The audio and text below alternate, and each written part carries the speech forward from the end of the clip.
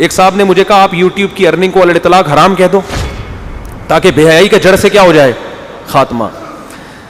میں نے ان سے کہا اگر ہم الاطلاق حرام کہہ دیں نا تاکہ یوٹیوب پہ ایڈورٹائز جڑ سے ہی ختم ہو جائیں تو بہت سے لوگوں کا ایمان جڑ سے کیا ہوگا. تو یہ جو ارننگ ہے اس میں بھی ہم یہی کہتے ہیں بھائی ایک چیز وہ جو کمپنی جو آپ کو ایڈورٹائز کے پیسے دے رہی ہے وہ پروڈکٹ کو پروموٹ کرنے کی دے رہی ہے, اس میں جو میوزک آ رہا ہے یا اور جو کچھ خرافات آ رہی ہیں وہ اس کی ضمن میں ہے.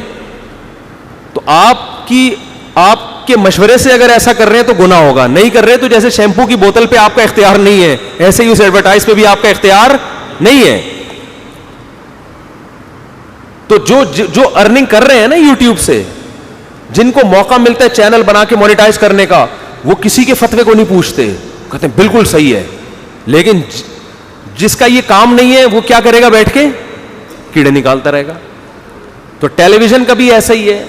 اب جو لوگ ٹی وی میں مثال کے طور پر ایک نیوز اینکر ہے وہ خبریں پڑھ رہا ہے, سارے علماء یہ کہتے ہیں اس کی تنخواہ کیا ہے, حلال ہے, کیونکہ وہ نہ ڈرامہ بنا رہا ہے نہ فلم ہاں سری حرام کام نہیں جائز ہو جائیں گے زمانے کی وجہ سے, کیونکہ آپ کہیں کہ چونکہ کفر کا غلبہ ہے تو اگر تھوڑی سی ہم نے پی لی تو کیا جا رہا ہے اس میں. مفتی صاحب نے کہا تھا چلتا ہے, یہ ہم نے شراب بیچنا شروع کر دی, وہ تو عین شراب تو حرام ہے نا. ایک اور یا لڑکیاں ہی بیچنا معاذ اللہ کسی نے شروع کر دی کہ شیمپو کی بوتل پہ جب لڑکی جا سکتی ہے تو ڈائریکٹ کی بھی نہیں. وہ بھائی اس میں اصل مقصد وہ شیمپو ہے, ڈبہ مقصد کوئی بھی آپ سے ڈبہ خریدنے نہیں آتا نہ تصویر خریدنے آتا ہے, اصل مقصد وہ لیکوڈ ہے, وہ اس میں پھر ہمارے کنٹرول میں نہیں ہے تو کمپنیاں اس میں جو کچھ کر رہی ہیں وہ کر رہی ہیں. تو بالکل اسی طرح یوٹیوب کی ارننگ کا بھی ہے, وہ جو آپ کو اس میں پیسے مل رہے ہیں وہ لڑکیوں کو پروموٹ کرنے کے نہیں مل رہے.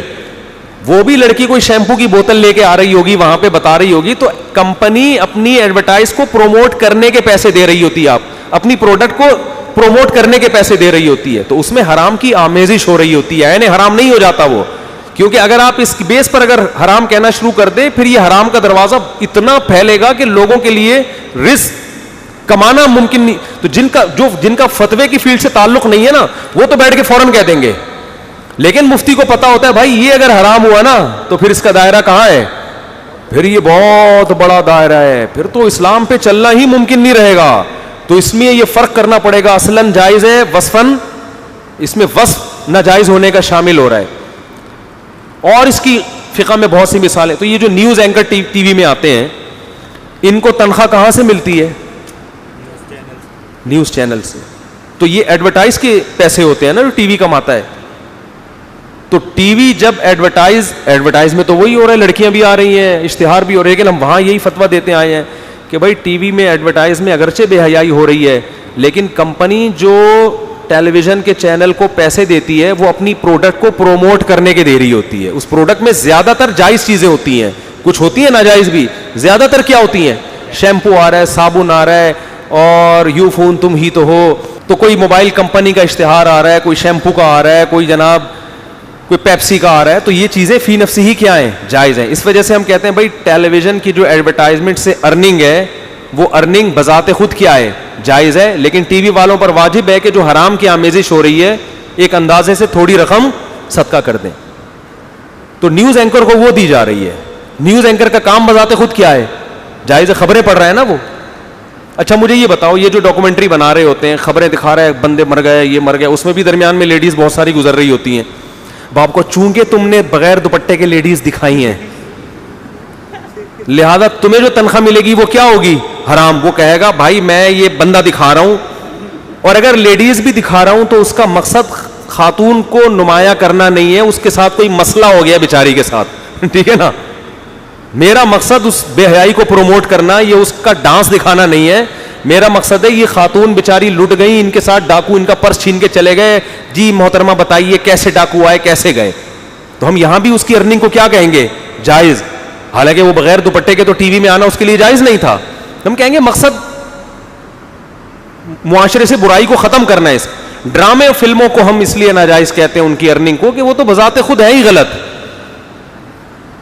اس کی تو ضرورت بھی نہیں ہے نا. اور دوسری بات یہ کہ ہم کمپنی جو اشتہار بنا رہی ہے جس میں عورتوں کا استعمال کر رہی ہے اس کو کے عمل کو پھر بھی ناجائز کہیں گے. بھائی دکاندار تو مجبور ہے نا شیمپو کی بوتل بیچنے پر, لیکن شیمپو کی بوتل بنانے والا وہ تھوڑی مجبور ہے اس پر لڑکی کی تصویر چھاپنے پر, وہ نہ چھاپے نا, وہ کیوں چھاپ رہا ہے؟ وہ کمپنی تو مجبور نہیں ہے نا, ان کو بہرحال گناہ ہوگا. لیکن یہ سب چیزیں اس وقت ہوں گی جب یہ سارے چیزیں کس کے کنٹرول میں ہوں؟ یا آپ کے کنٹرول میں ہوں. تو نیوز اینکر کی تنخواہ کو بھی جائز, ہاں ڈراموں فلموں میں لڑکیاں ناچ رہی ہیں اور جو بھی بے حیائی کے سین آ رہے ہیں اس میں, اس لیے ہم اس کو ناجائز کہیں گے کہ بھائی آپ کو تنخواہ اگرچہ جائز ارننگ سے دی جا رہی ہے, لیکن جس کام کے عوض میں دی جا رہی ہے وہ کام کیا ہے؟ وہ کام ناجائز. جیسے ایک آدمی سے آپ کہو بندے کو مار کے آ جاؤ, میں تمہیں حلال آمدن سے دوں گا, تو آپ اگرچہ حلال سے دے رہے ہیں لیکن جس کام کے بدلے میں دے رہے ہیں وہ کام کیا ہے؟ تو ناچنے والی عورتوں کی آمدن حرام ہے, چاہے کوئی آدمی اپنے خون پسینے کی کمائی سے دے رہا ہو, اس لیے کہ کام ہی ناجائز ہے. سمجھتے ہو کہ نہیں سمجھتے؟ اس لیے مسائل مفتیوں سے پوچھا کریں. ہر آدمی معاشرے میں کیا بنا ہوا ہے؟ فنٹر.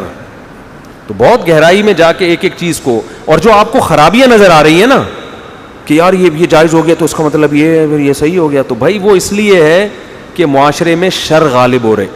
تو اب آپ کو ہر چیز میں مختلف پہلو دیکھنے. ایک صاحب نے مجھے کہا آپ یوٹیوب کی ارننگ کو الاطلاق حرام کہہ دو تاکہ بے حیائی کا جڑ سے کیا ہو جائے؟ خاتمہ. میں نے ان سے کہا اگر ہم الاطلاق حرام کہہ دیں نا تاکہ یوٹیوب پہ ایڈورٹائز جڑ سے ہی ختم ہو جائیں, تو بہت سے لوگوں کا ایمان جڑ سے کیا ہوگا؟